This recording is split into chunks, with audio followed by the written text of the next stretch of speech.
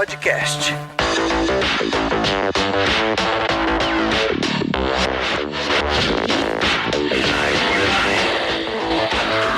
Fala pessoal, Reinaldo Siloto passando aqui rapidinho, só para lembrar que lá no nosso site oficial do TOTUS Developers você encontra muita informação sobre as tecnologias utilizadas dentro da TOTUS, além de muitos links interessantes, inclusive para todos os episódios deste podcast, além do link para o nosso Slack oficial. Então anota aí, developers.totus.com. Agora sim, vamos direto para o nosso episódio.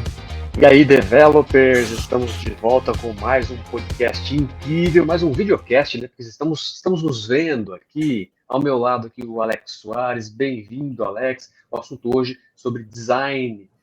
Isso aí, né, Alex? Conta um pouquinho pra gente como que é esse termo, esse assunto aí.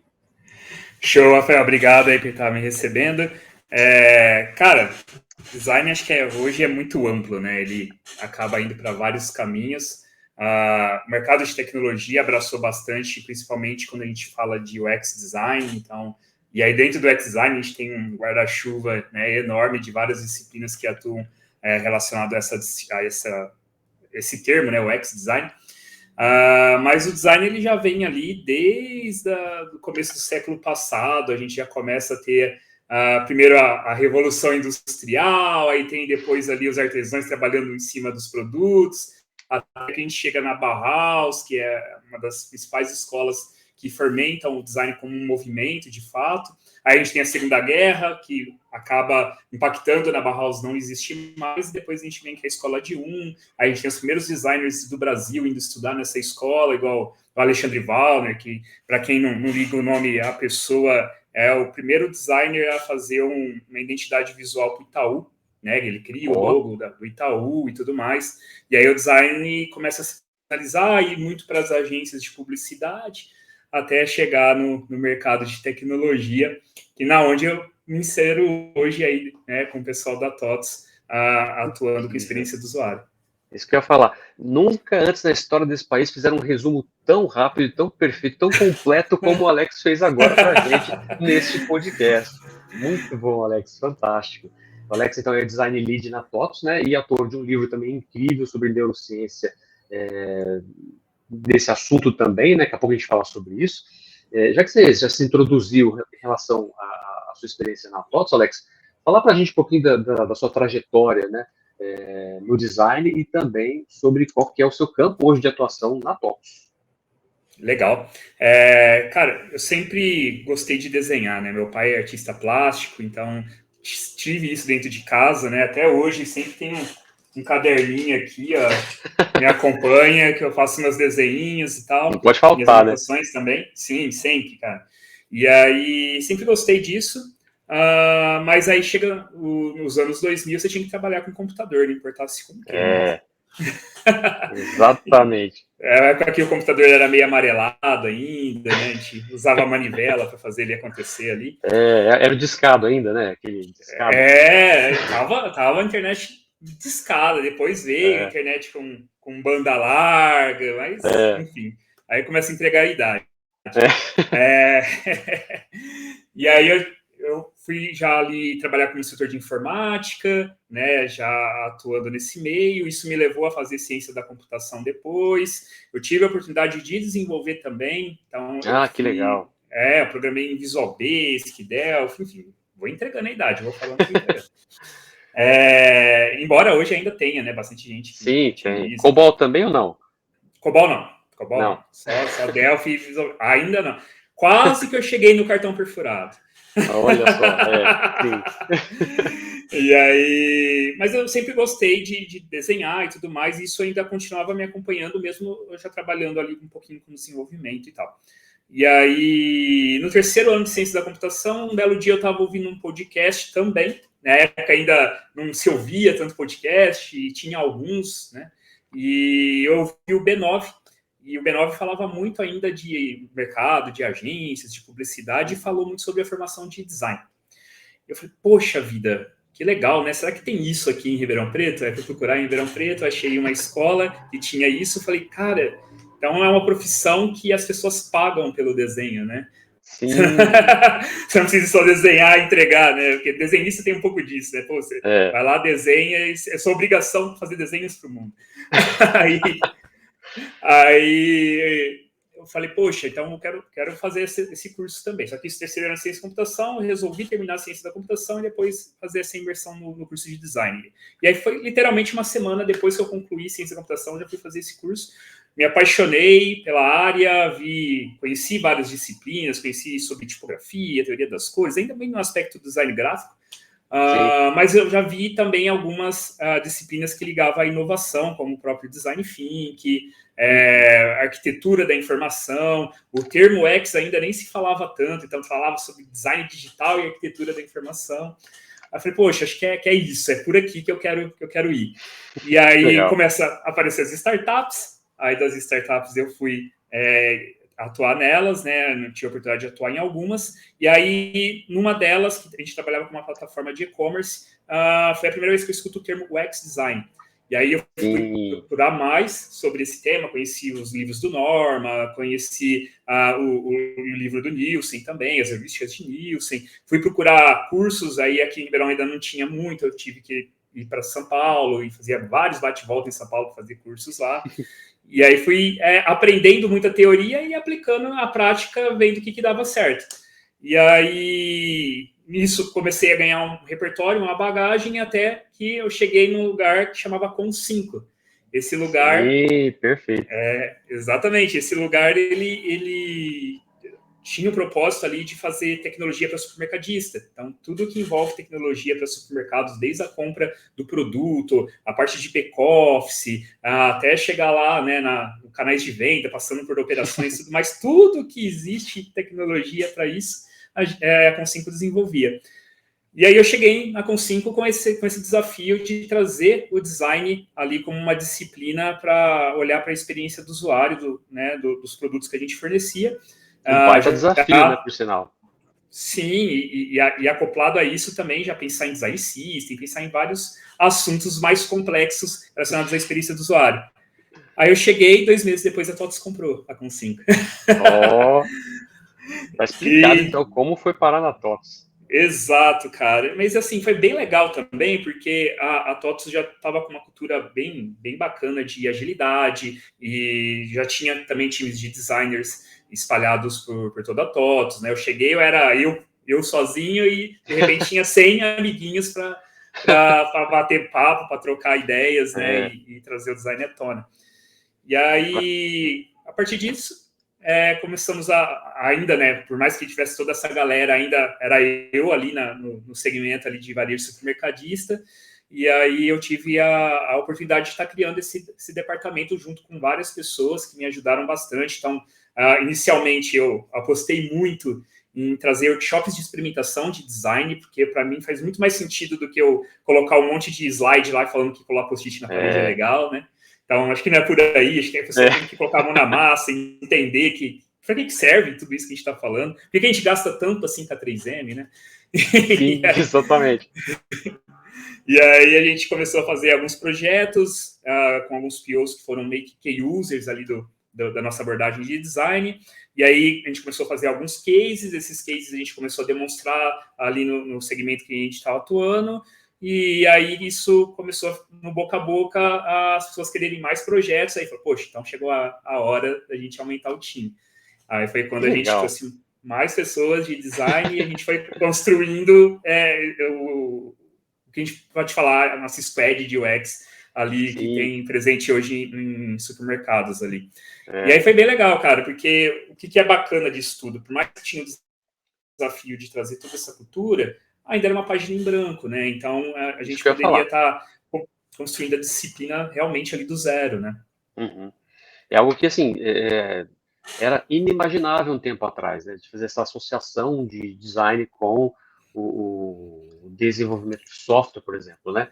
E é baseado nisso que eu quero fazer essa pergunta agora. Como é que você descreveria, então, a importância do design no desenvolvimento de software? Legal. Eu gosto muito de trazer como fundamento uma fala do Arnold Norman, que é um dos pioneiros mesmo de experiência do usuário ele atua como professor, como pesquisador, relacionado à psicologia de consumo e tudo mais. Mas ele também atuou na Apple, né? Então, Sim. Apple é uma grande referência de design e tecnologia, ele teve a oportunidade de trabalhar lá também, e hoje ele está por detrás, junto com o Nielsen ali, do Nielsen Norman Group, que é uma instituição gigantesca, as empresas pagam para fazer pesquisas enormes, né, principalmente sobre a experiência das pessoas com produtos e serviços, e eles também acabam dando algumas certificações, tá? Então, assim, é uma instituição bem impactante, assim, no mercado para quem atua com experiência do usuário. E o Norman, ele fala muito que o design que trata de experiência do usuário tem que sempre olhar para o todo, né? Porque a experiência é o todo. E a experiência ela pode ser boa ou ruim, né? Então, vou fazer um exemplo de um designer aqui do Brasil que é bem legal, que é o Daniel Furtado. Tem um canal, o XNow, que é bem legal também, que fala sobre experiência do usuário. E ele dá um exemplo bacana sobre isso. Ele traz muito aquele sachêzinho do ketchup. E quando a gente tenta abrir a lanchonete, poxa, a gente tenta rasgar, tenta abrir com o dente, tenta passar maçarico, aquele negócio não abre. Né?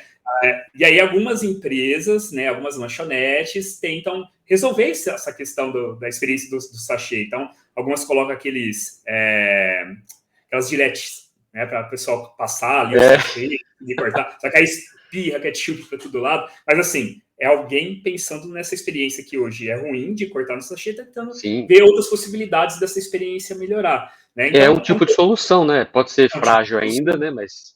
Né? Exatamente. Então, a gente meio que faz isso aqui também com tecnologia. Então, a gente sabe que a gente tem um hard skill enorme em cima disso, né? Que a gente entende bastante tecnologia, mas olhando para a operação, para o negócio do nosso cliente, né? B2B, né? Como é que a gente consegue olhar para a operação dele, entender como essa operação funciona e como é que a gente pode ajudar com tecnologia, que é o nosso principal recurso. Então, a gente faz o entendimento em cima disso com design, e aí o que é importante? Como eu disse antes, a experiência está no todo, não está só num aplicativo, na interface do aplicativo, ela está no todo. Então, quando a gente vai pensar em projetos de design, nunca é só uma pessoa de design que vai estar lá fazendo o projeto. Vai ter uma pessoa de negócio, vai ter uma pessoa de tecnologia, desenvolvimento, pensando nessa experiência como um todo, e aí a gente, como designers, a gente facilita para que esse projeto aconteça, mas todo mundo ali é corresponsável pela experiência que a gente está entregando. E aí nós juntos ali, a gente vai entender o que está acontecendo através de pesquisa, entendemos isso, levamos essa coleta para a ideação, aí a gente dá as nossas perspectivas ali na ideação, né, baseado no repertório de cada um, então cada um vai ter um entendimento um pouco diferente por conta do seu background, mas o que é legal? A gente consegue trazer a visão nossa interna, a gente consegue trazer até, às vezes, o nosso próprio cliente para co-criar junto com a gente, e aí, a partir disso, a gente entende ali qual a ideia que faz mais sentido e a gente vai prototipar. Por que a gente vai prototipar? Porque a gente entende que o recurso é menor, o custo é menor, né? E aí, para quem quer entender um pouco como é que a gente faz essa questão do protótipo, acho que um bom exemplo disso não sei se a galera que está vendo aqui já assistiu o filme The Founder, ou Fome de Poder, que conta a história do McDonald's. Sim.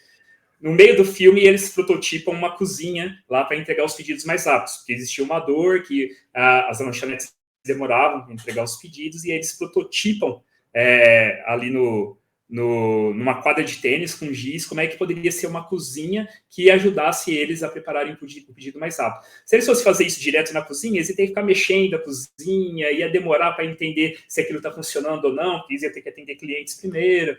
Enfim, com um protótipo eles conseguiram já validar isso, né, de uma maneira mais rápida, mais eficiente. A gente faz a mesma coisa aqui, né? Então a gente vai lá, desenha, vê como é que aquilo está funcionando, mas ainda não é entregável final. Tem um desenvolvedor ainda já colocando a mão na massa ali, codando. A gente primeiro entende se aquela ideia faz sentido, ela fazendo sentido, ela entregando o valor. Aí a gente leva para a produção e aí entra o pessoal de desenvolvimento. Mas até essa interação do designer passar também esse projeto para o desenvolvimento, também a gente utiliza de vários recursos, como especificação de elementos, né? A gente precisa ter uma boa noção ali de HTML, CSS, né, e várias outras tecnologias para a gente conseguir passar isso da melhor maneira possível ali para quem vai atuar com o front-end, principalmente do sistema, né? Ou seja, duas coisas, né? A primeira, não há rotina, né? Com certeza não. Não, Né? E a segunda é que é um trabalho feito a várias mãos, né? Não é só quatro mãos, são dezenas de mãos, porque é um trabalho muito delicado, assim, no sentido de que é preciso ver ponto a ponto ali, né? sim, cara, é importante que tenha essas visões, essas perspectivas para a gente é, sempre juntar. Eu gosto muito de pensar num diagrama que ele junta sempre a necessidade, que aí o do designer ele ajuda a entender qual que é a necessidade, as barreiras que impactam essa necessidade.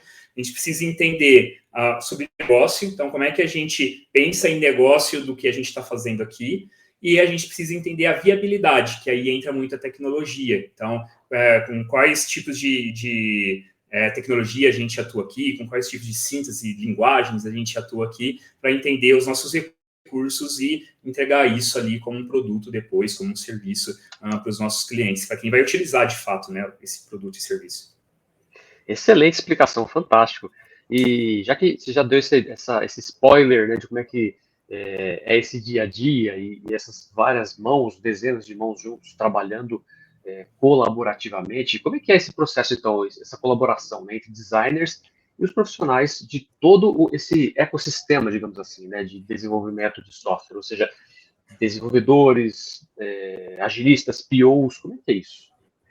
Legal. Aqui a gente atua muito por projetos, né? Então a gente recebe primeiro ali um projeto. Na verdade, a gente tem várias atuações. Uma delas é as iniciativas junto com os POs. Então, os POs eles têm algum projeto que eles querem colocar de pé, mas eles ainda precisam entender um pouco mais sobre isso. Eles querem entender como é que é a experiência daquele tema, daquela iniciativa que ele quer tratar ainda. Então, ele quer fazer realmente um discovery daquilo que ele tem ainda com muitas hipóteses. Então, a gente vai lá, ajuda ele nessa primeira parte com pesquisa, e aí o que é legal a gente pensar? Quando a gente fala pesquisa, a gente não sai da pesquisa com uma solução, a gente sai da pesquisa com uma coleta, com um entendimento, né? E aí a gente entrevista o usuário, entende ali quem são os perfis que a gente quer conversar, e a partir disso a gente vai fazer as entrevistas em profundidade, entende mais sobre aquele cenário, tenta trazer muitas das perguntas sem enviesar também, que isso é algo muito importante, né? Eu sempre trago o exemplo, né? É diferente quando você pergunta para uma pessoa assim: poxa, chocolate branco é muito gostoso, não é verdade? Pô, já estou falando que chocolate branco é muito gostoso, né? Então, Está induzindo uma resposta. Exatamente. Então é importante que eu traga ali, poxa, qual que é o seu sentimento sobre o chocolate branco? Aqui a pessoa já está mais aberta para falar o que ela realmente pensa. Então a gente entende, né? Tem todo esse cuidado de não enviesar para a gente conseguir uma boa coleta e aí ter realmente o entendimento de quais são os ganhos desejáveis, de quais são as dores que as pessoas têm sobre aquele tema. Aí a partir disso a gente leva toda essa coleta ali para a ideação. Aí a gente faz ali essas sessões de ideação com multidisciplinar, com vários tipos de pessoas, e aí, num primeiro momento, a gente utiliza bem ali o duplo diamante do Design Thinking, porque geralmente a gente atua com inovação aqui, então, para a gente, o Design Thinking funciona muito bem, e aí a gente, primeiro, vai divergir, então vai gerar várias ideias ali, e aí um exemplo que é bacana para o pessoal ter isso de uma maneira bem, bem visual, tem os Imagineers da Disney, né, que tem até acho que um documentário na Disney, conta um pouco sobre eles, mas o que é legal pensar? Quando eles vão gerar ali as ideias para as atrações dos parques da Disney, eles geram as ideias mais mirabolantes que existem. Eles não estão pensando ainda muito sobre tecnologia, não estão pensando ainda muito sobre recursos, sobre grana, né? Mas sim nas ideias. Depois eles vão lapidar. Então, beleza, não dá para fazer isso aqui, que é muito fora da caixinha, mas dá para a gente lapidar e fazer algo desse jeito aqui. Então, pegou aquela base, que era mirabolante, e conseguiu converter para algo que era mais palpável. No Design Thinking ali, quando a gente vai idear, a gente faz um pouco parecido, né? Então a gente vai lá, gera um monte de ideias e depois a gente vai entendendo. Poxa, isso aqui funciona como negócio, isso aqui realmente vai atender as necessidades do nosso usuário, vai tirar as barreiras dele, vai trazer ganhos, e aí a gente vai fazendo toda essa análise até a gente chegar numa ideia. Chegamos numa ideia, essa ideia aqui que a gente vai tocar para frente. Aí a gente vai entender se essa ideia realmente para de pé. Aí a gente vai para um protótipo de conceito, que aí é bem o exemplo do McDonald's lá. Feito Fez sentido? Vamos testar agora a usabilidade daquilo. Aí já faz um protótipo com uma fidelidade um pouco maior, entende qual é a posição dos elementos, né? Se vai ter botões, se vai ter ilustração, se vai ter ícones. E aí a gente vai lá e faz o teste disso de novo. Pô, deu certo. Aí a gente vai para o protótipo final, que aí é muito próximo já do que sairia ali do time de desenvolvimento. Aí com isso a gente faz esse entregado final. Esse é um dos fluxos que a gente trabalha, mas a gente pode até ajudar PMs a ter visão de médio a longo prazo do produto. Aí eu entregava um protótipo, um relatório dessa visão de produto, né? A gente pode ajudar ali a nossa estrutura a pensar em objetivos e diretrizes para 2025, que vai nos direcionar para que a gente vai trabalhar no ano, pensando em estratégia de produto, pensando em estratégia até do próprio segmento como um todo. Então, assim, a gente atua em vários locais, né? Seja projetos mais estratégicos, seja projetos mais operacionais, mas o design sempre como um meio, né? Assim como a tecnologia, né? O design também como um meio para a gente chegar ali no impactar a vida das pessoas de maneira positiva, de maneira melhor, né? E trazer melhores experiências também com isso. Você citou um passo a passo, digamos assim, até chegar numa entrega, né? Quanto tempo duraria esse processo todo, numa média? Eu sei que varia de caso a caso, de projeto a projeto, de produto a produto, mas uma média, assim, mais ou menos. Geralmente, esses dias que a gente faz nas iniciativas ali uns 2 meses e pouco, mais ou menos. Agora, tem projetos que é mais complexo. Então, esses projetos igual de estratégia, por exemplo, de objetivos e diretrizes, a gente roda uns 6 meses com ele, assim, Sim, em imaginei. paralelo com outras atividades das pessoas, mas ele é bem mais complexo. O projeto lá que a gente apoia os PMs, olhando a proposta de valor que a gente está entregando, aí ele já é mais ou menos uns 3 meses. Então, assim, vai depender muito do que a gente vai entregar, e também da agenda das pessoas, que a agenda hoje não é fácil, não. Exatamente. Mas o que deixa um projeto mais complexo consequentemente, mais demorado para ser feita essa entrega, né? Quais seriam esses itens que acabam deixando essa complexidade aflorar? Eu acho que o que deixa até um projeto mais complexo é o nível de investigação que a gente vai ter que fazer. Então, por exemplo, se a gente vai fazer um projeto que a gente quer visar um produto a médio e longo prazo, são N perfis impactados que a gente vai ter que entrevistar, que a gente vai ter que conversar. Depois dá um trabalhão danado para a gente analisar todos esses dados, todas essas coletas, para identificar os padrões de comportamento dessa coleta também. E aí depois a gente vai analisar pela nossa visão de estratégia mesmo, vai entender quais são as oportunidades que a gente tem para atuar. Isso também já é uma análise bem mais complexa. Então, assim, depende muito do entregável que a gente quer fazer, qual que é o objetivo que a gente quer chegar. E aí, dependendo desse objetivo, pode ser que tenha muito mais pessoas envolvidas que a gente vai ter que analisar e investigar para trazer esse conhecimento à tona antes até mesmo de idear. E aí, acho que é isso que vai tornando algo mais complexo ou não, né? Entendi. Alex, você é autor do livro Design com Neurociência, né? Como é que a neurociência pode influenciar o design? Pergunta Legal. de $1 milhão. Legal. É bom falar como é que surgiu esse livro também, acho que é bacana. Boa. Fica à vontade, pode falar. Eu fui em 2018 num evento que tem em Santa Rita do Sapucaí, que chama Hacktown. Esse evento é muito legal, é um dos eventos, talvez um dos mais legais que eu já fui aqui no Brasil. Ele tem de Minas, né? Isso. E ele tem muitos moldes do SXSW, né? Ele tem a mesma vibe ali. E a ideia é que, logicamente, o maior público que vai é a galera de tecnologia, porque tem muita palestra de tecnologia, grandes empresas vão lá fazer palestras também, então até o pessoal do Google tem uma casa lá, que eles fazem palestra o dia inteiro lá, mas ele também explora uma diversidade grande de outros assuntos, como design, como mercado da música, gastronomia. Se você quiser parar de ver palestra e quer fazer uma sessão de meditação, vai ter lá. Então, assim, é muito diverso. E você que monta o roteiro do que você quer ver, do que você quer fazer. E chama Hacktown porque acontece na cidade toda. Logicamente, é motivado pela galera da faculdade lá da Inatel, que é enorme e é o que movimenta também Santa Rita do Sapucaí. Sim. Mas acontece na cidade toda. E eu fui palestrar lá em 2018 e eu tive a oportunidade depois de assistir algumas palestras, de conhecer mais sobre o evento e assistir uma palestra sobre neurociência. E aí, nessa palestra, o objetivo dela era trazer como as neurociências impactavam no nosso dia a dia, através de produtos, de serviços. Eu falei, cara, que genial. Era uma época que eu estava bem imerso em estudar sobre pesquisa em design.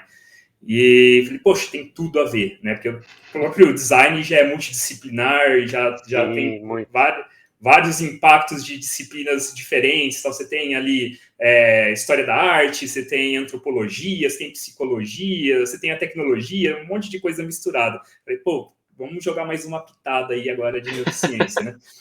E aí eu fui procurar mais sobre o assunto. Eu encontrei o livro de uma neurocientista brasileira chamada Carla Tipo. E aí, esse livro, ela traz muita didática, um assunto que é muito complexo, que é muito acadêmico, e ela consegue trazer de uma maneira muito didática ali, principalmente os fundamentos das neurociências. E eu me apaixonei, fui procurar uma pós sobre o assunto, eu achei a pós da PUC do Rio Grande do Sul, e aí eu já sabia que eu ia chegar nessa pós, e assim, é uma pós focada para a área da saúde. Então, tinha... Eu de designer, de, sei lá, umas 3, 4 pessoas que não eram da área, o resto era tudo psicólogo. Que é bom, né? Porque na hora que você termina a aula, você tá perguntando o que você vai fazer agora, você fala com o psicólogo para já resolver sua vida ali, né? Já faz uma terapia.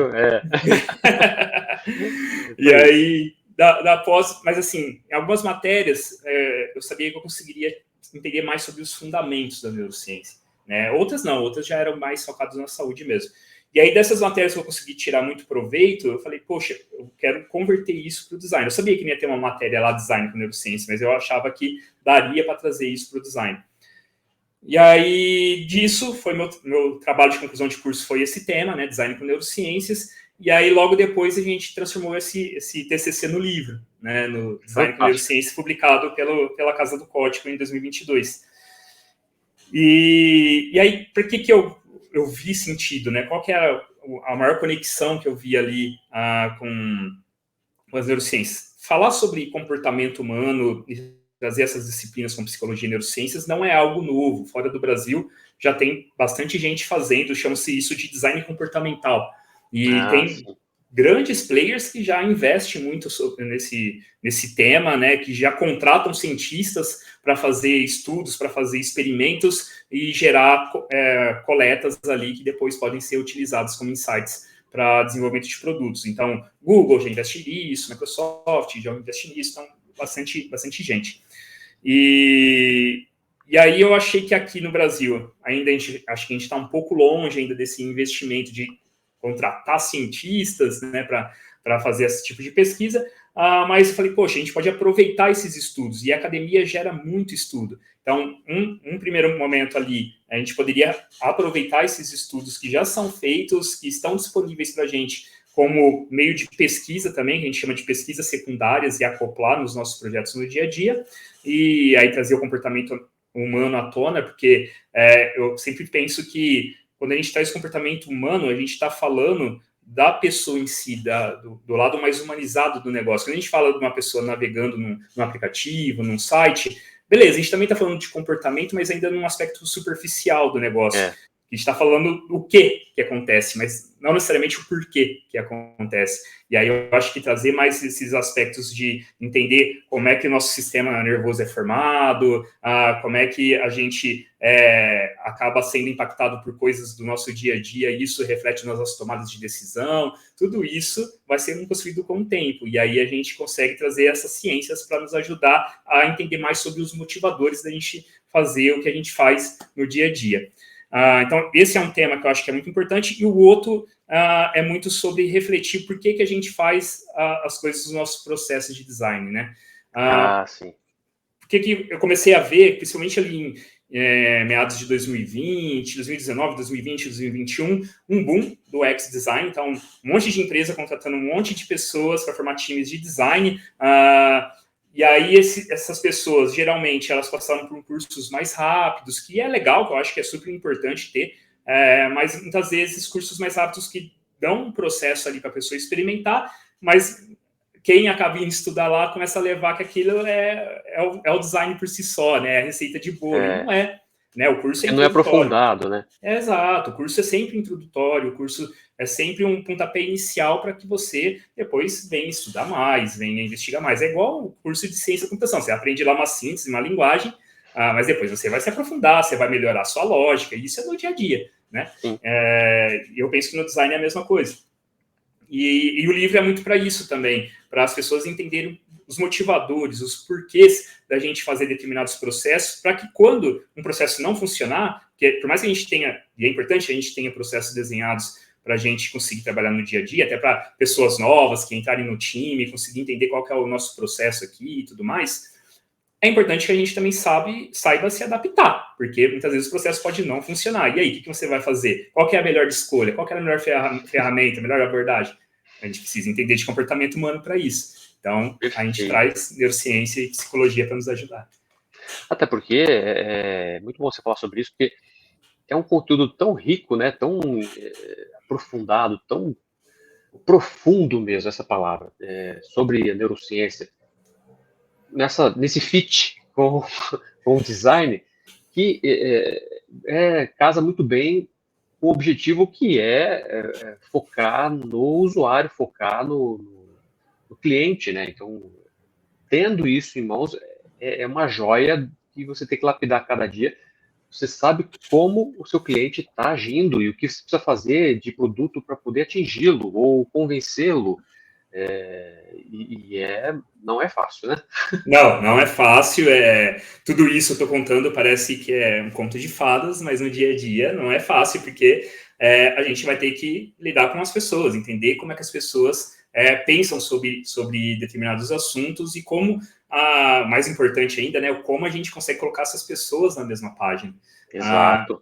Então, é difícil tanto facilitar para que os projetos aconteçam dessa maneira, como também conseguir o objetivo, que é entregar melhores experiências para as pessoas.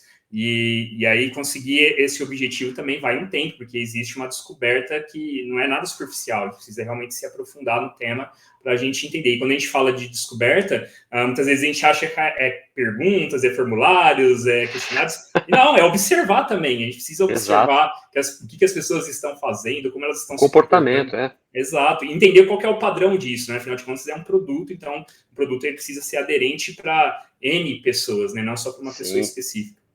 Ô, Alex, me dá alguns exemplos, então, de como o conhecimento em neurociência pode melhorar a usabilidade, digamos assim, né, de um produto. Eu acho que um dos exemplos que a gente pode trazer aqui, que é bem visual, vou trazer dois exemplos, um exemplo um pouco mais complexo e um exemplo que eu acho que é mais comum para todo mundo no dia a dia. Mas acho que o mais comum é o e-commerce, né? Acho que o e-commerce ele está bem nítido ali, como ele é pensado para você clicar, para te chamar a atenção, né? Então, desde a imagem bem tratada, que te chame a atenção, que faça você ter memórias afetivas. Então, por exemplo, um e-commerce que você vai pedir, sei lá, um delivery.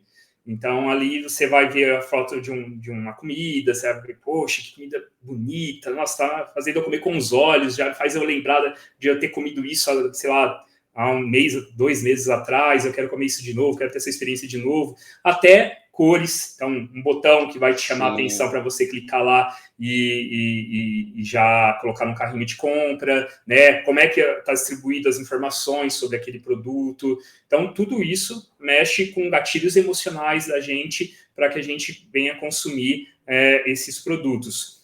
Agora, um exemplo um pouco mais complexo, existe até produtos que são motivados pelas neurociências. Tem um produto chamado Halo Sports, que ele é um fone de ouvido, que ele tem alguns sensores que eles emitem sinais elétricos para ajudar você a melhorar a sua aprendizagem.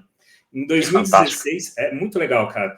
Em 2016, o nadador, campeão de quase tudo da natação, Michael Phelps, ele estava usando esse fone. E aí, como é que ele funciona? Vamos pensar no nosso cérebro. Nosso cérebro tem ali os neurônios, que fazem parte de todo o nosso sistema nervoso. E aí, quando a gente está aprendendo alguma coisa, por exemplo, a natação, está aprendendo os movimentos e tudo mais, a gente começa a ligar esses neurônios, né, que atua com o nosso sistema motor, né, que atua com as nossas tomadas de decisão, e aí a gente vai formando esses caminhos dentro do nosso sistema nervoso.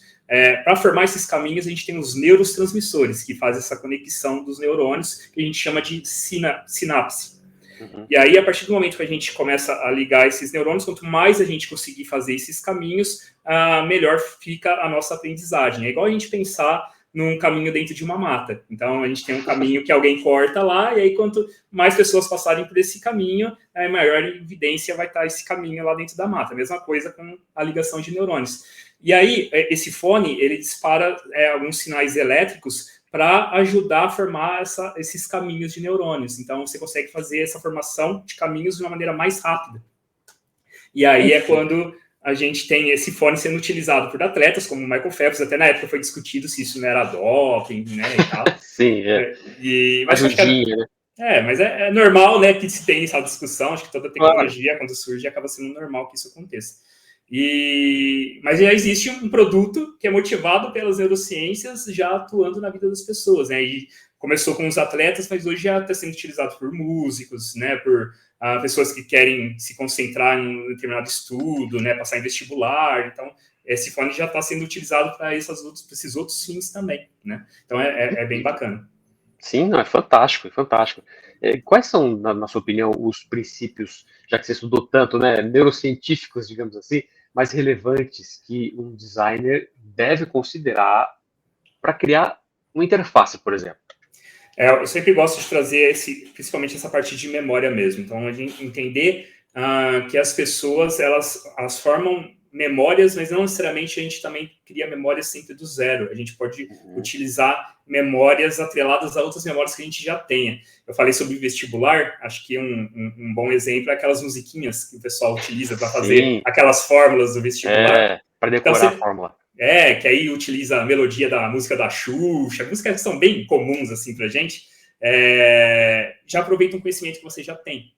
E aí, a partir disso, você consegue atrelar um novo conhecimento, que é a fórmula, a algo que você já tem, que no caso é a melodia da música, e aí você atrela a isso e consegue formar uma nova memória, mas não totalmente do zero, já aproveitando o conhecimento.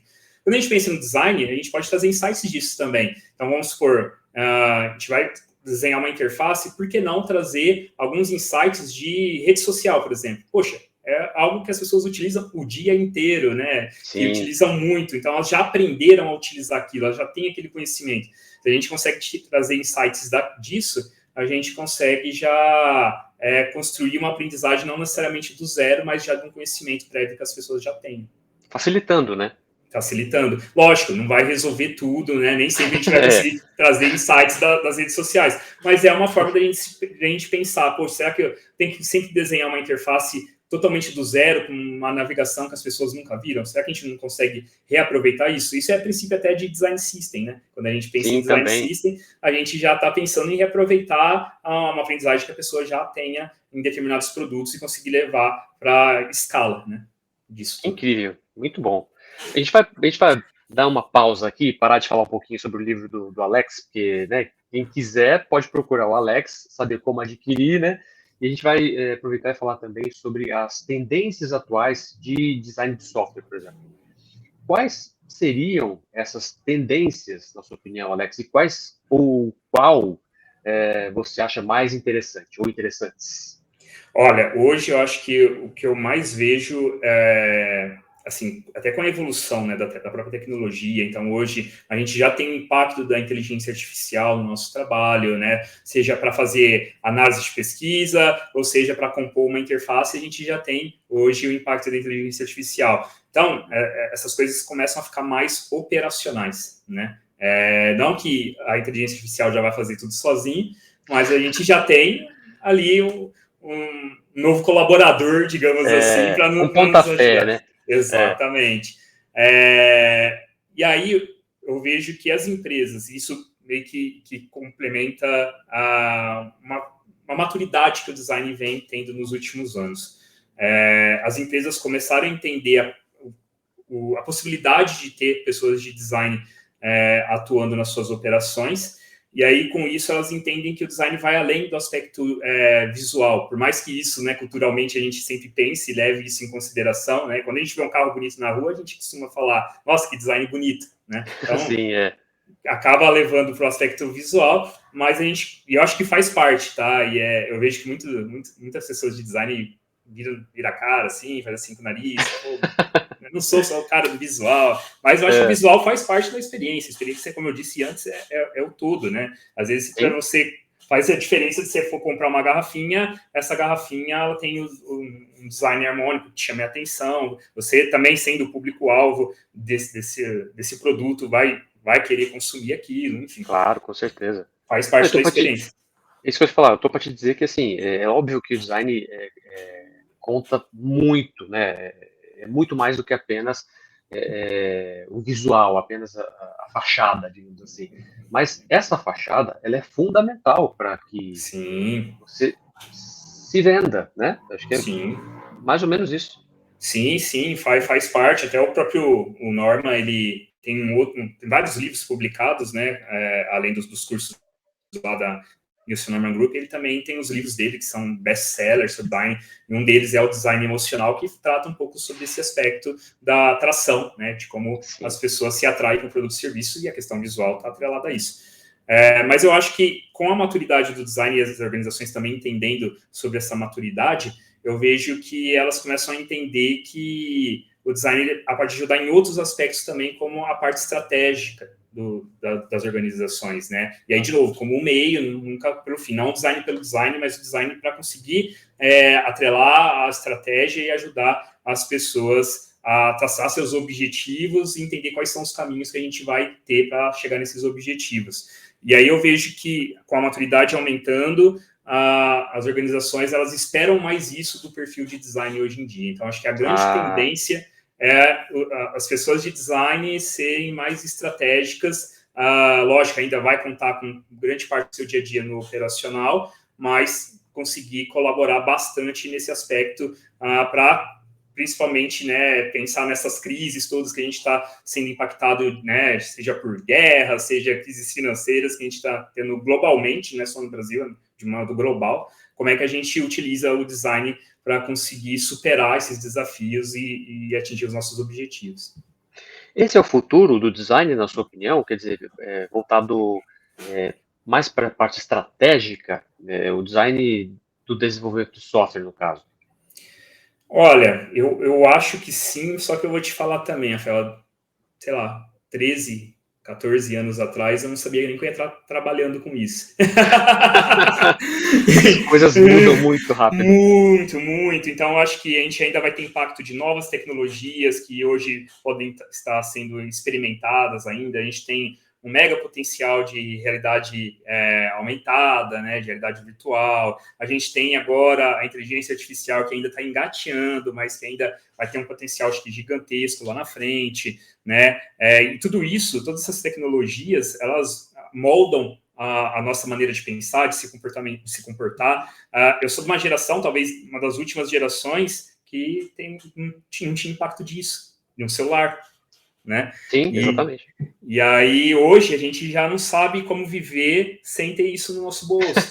Então, assim, as coisas vão mudando, o comportamento das pessoas vão mudando, e pode ser que lá na frente a gente entende que o design pode atuar em outras vertentes também. Mas, vendo do que eu estou olhando para o hoje, né, olhando para o presente, acho que o design está muito à frente dessa parte estratégica, não sozinho, né, mas sim colaborando para que vários perfis, inclusive as pessoas de desenvolvimento também, para chegar nesses objetivos que as organizações pretendem ter.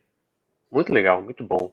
O Alex, queria aproveitar e perguntar também para você, quem está acompanhando a gente aqui, ouvindo e também assistindo, que conselhos você daria como um profissional já de muitos anos de carreira, já autor de livros, que conselhos você daria para alguém que está começando na área de design direcionada para software? Olha, Você viu que eu fiz um silêncio assim, né, uma pausa dramática, né? Olha, que eu acho que hoje, né, ainda vejo que a maior atuação de quem atua com experiência do usuário ainda é no meio da tecnologia, para desenvolvimento de softwares e aplicações em geral. Então, ainda é o mercado que mais abraça.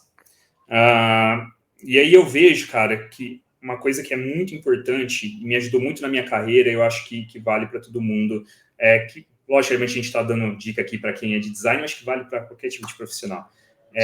Buscar alimentar o repertório. Ser curioso mesmo, né? Eu acho que isso é o que faz a diferença. Então, se a gente está falando que um design vai se posicionar de uma maneira mais estratégica nas organizações, vai entender sobre negócio, vai entender sobre ROI, né? Porque você vai ter que conversar com as pessoas que estão impactadas por isso, vai ter que fazer apresentações para diretores, para heads, e aí? Sim. Você vai ter que saber converter o assunto. Não adianta, eu chamo de designês, né? Não adianta eu falar em designês com essa galera. Ficar falando, eu fiz desk research, Não.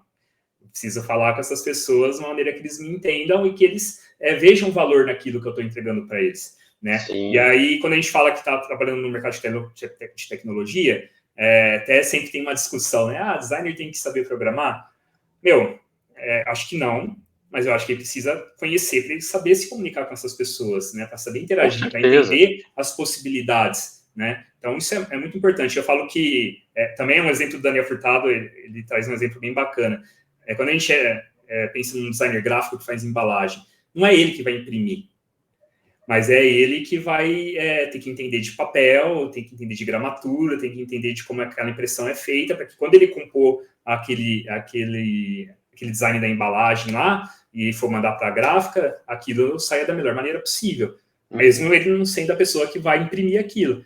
Então, a mesma coisa quando a gente pensa no design que vai atuar no ramo da tecnologia. Por mais que não seja a pessoa que vai programar, é importante que essa pessoa entenda, né, tenha isso como background para ela conseguir, principalmente, se comunicar com quem vai fazer esse tipo de trabalho. Então, acho que, assim, a gente está falando de repertório de tecnologia, repertório de negócio, né, acho que tudo que a gente consome hoje em dia é válido, né, eu trago o discurso lá do Steve Jobs, lá em Stanford, que ele fala sobre ligar os pontos, né, que ele conta a historinha lá que quando ele saiu da faculdade, foi fazer as aulas de tipografia, mesmo não sabendo muito para quê. E aí, anos depois, quando ele vai lançar o Lisa, é um dos primeiros computadores que é possível você trocar as tipografias do computador. Então, é algo que ele viu lá atrás, que ele alimentou o repertório dele e depois utilizou mais para frente. Acho que é a mesma coisa. Acho que a gente tem que buscar, como diria o ET Bilu, né? Busque conhecimento. Exatamente. Exatamente, muito bom. Existe algum livro, então, já aprofundando nisso, algum livro, algum curso, blog, que você recomendaria, né, para que as pessoas se aprofundem, para aquelas que querem agregar mais conhecimento? Legal. Eu acho que tem um blog que é bem legal, que o pessoal faz no Medium, que é o X Collective, que é feito por designers mesmo, com o Fabrício Teixeira ali sendo um dos pioneiros a falar sobre a experiência do usuário no Brasil. Ele é um dos fundadores do X Collective, e hoje tem mais pessoas lá atuando, até o Frota, que é um grande amigão meu também, e ele faz curadoria desses artigos que acabam conversando com o nosso dia a dia como designers. Então, acho que para quem está começando, tem vários artigos lá bacanas. Acho que de livros, tem os livros do Donald Norman, do Jacob Nielsen, About Face, que também é bem bacana, Não Me Faça Pensar, são todos livros clássicos para quem quer atuar com a experiência do usuário. Tem um que é um clássico já, Design com Neurociências, escrito por sim, um autor chamado Alex. Exato, também é muito bom. Acho que tem outros podcasts também, né, que o pessoal também pode estar ouvindo, Papo de UX, o Pitacos do Chief, que é do Chief of Design, que é bem legal também, do Dave. Então, assim, tem bastante conteúdo para o pessoal absorver sobre design, mas é aquilo que eu disse. Aprenda, vá atrás, né, de trazer muito o design à tona ali para o seu dia a dia, né, e acabar evoluindo também nos hard skills do design. Sim. Mas não fiquem presos só a isso. Eu acho que é importante conhecer as outras áreas também para alimentar esse repertório, porque no final do dia, eu volto a dizer, o designer vai ser sempre mais uma pessoa que vai facilitar para que as coisas aconteçam. E para facilitar, vai ter outras pessoas interagindo com essa facilitação, que são multidisciplinares e atuam em áreas diversas. E a gente tem que colocar essa galera na mesma página, né? E tem um mundo gigantesco aí de conhecimento para buscar e para acrescentar informação. Fantástico, né? Exato.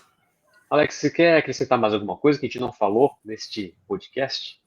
Não, eu acho que é por aí mesmo. Se o pessoal quiser bater um papo também, eu estou disponível lá no meu LinkedIn, Alex Soares Ribeirão Preto. Vocês não vão achar tantos Alex Soares em Ribeirão Preto assim. Então vai ser fácil me encontrar lá. Também estou no Instagram, Alex Soares. Tem a página que eu criei para o livro, né, para lançar o livro Design com Neurociências, que é o Design e Neuro. A ideia era ali fazer um marketing do livro, né? Mas depois a gente colocou algumas pílulas lá. Estou querendo retornar a fazer mais alguns conteúdos sobre o assunto. Mas agora estou também numa outra saga, que é escrever meu próximo livro, né? Que vai chamar Cognição, e a ideia é juntar economia comportamental com design estratégico. Então... Fantástico, muito bom. Eu ia falar, você pode dar um spoiler, mas só o título já é um spoiler, né? Economia comportamental, dessa vez não é tanto sobre neurociência, mas sobre psicologia, mas são disciplinas que se conversam e se relacionam muito bem. E aí eu fiz essa imersão, né? Estou fechando uma pós agora de economia comportamental e vi que fazia muito sentido com o momento que a gente está atualmente, que é até essa parte que a gente conversou aqui hoje, que é o design estratégico. E aí, para a gente pensar em estratégia em design, eu vejo que é importante a gente entender como as pessoas percebem valor nas coisas. E então, assim, esse celular, dependendo da cultura, do aprendizado que eu tive, desde a primeira infância até aqui, ele vai ter um tipo de valor para mim de acordo com a aprendizagem, de acordo com como eu entendo o mundo, como eu me entendo também, né? Que aí a gente traz as questões dos modelos mentais, e isso vai ter um valor agregado para mim ou não. Depende muito. E a bagagem cultural de cada um também. Exatamente. Talvez se a gente for viajar para o universo e encontrar um extraterrestre, para ele isso aqui não é nada. Para ele é só um pedaço de plástico com os componentes. Então, assim, exatamente. A ideia é essa, como é que a gente entende a perspectiva de como as pessoas entendem valor, e aí a gente começa a bolar estratégias em cima disso. Fantástico, já estamos ansiosos já para ver esse novo livro e para te receber novamente aqui no podcast para você falar sobre esse livro. Com certeza. Conte comigo aí, vai ser um prazer. Maravilha, Alex. Muito obrigado pela disposição por estar com a gente e poder compartilhar tanta informação. E foi incrível. Obrigado e até uma próxima, viu? Valeu. Obrigado, Rafael. Um abração, cara. Tamo junto. Tchau, pessoal. Tchau, tchau.